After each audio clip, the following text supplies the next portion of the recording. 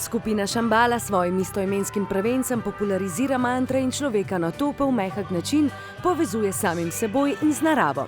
Gre za meditacijske pesmi, prva, ki prihaja na radijske valove, pa je tale.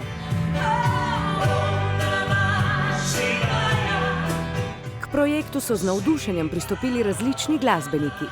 Ker smo tudi mi rockerji po duši, se pravi, da izbira samih gostov na plošči samoumevna. Sem strašno vesela, da sem pri tem projektu zraven, pa tudi iskreno me zelo dogaja. Sem še pod afektom, Ja? razbija. S kakšnim efektom? Kako je, ko recimo poješ takšne skladbe? Ja, ravno to, ne? Če si predstavljaš maso za palačinke.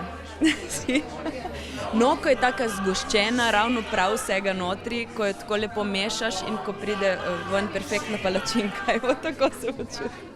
Rockerji in meditacija, nenavadna kombinacija. Ponavadi so divji in glasni. Zdaj pa kar naenkrat se zbudila in sem poduhovljena, ne? Ne. Dihanje, petje, igranje na flavto, sprehod v naravi, kuhanje, okopavanje vrta, to so moje meditacije. Zame je meditacija tek. Jaz nisem človek, ki bi hodil zdaj na joge, pa to jaz hodim na kickboks. Če redno meditiram, tudi normalno spim, ker drugače vsi, ki me poznajo, vejo, da imam problem s spancem. Šambala pomeni kraljestvo sreče, člani skupine pa jo želijo skozi glasbo prenesti v sleherni dom.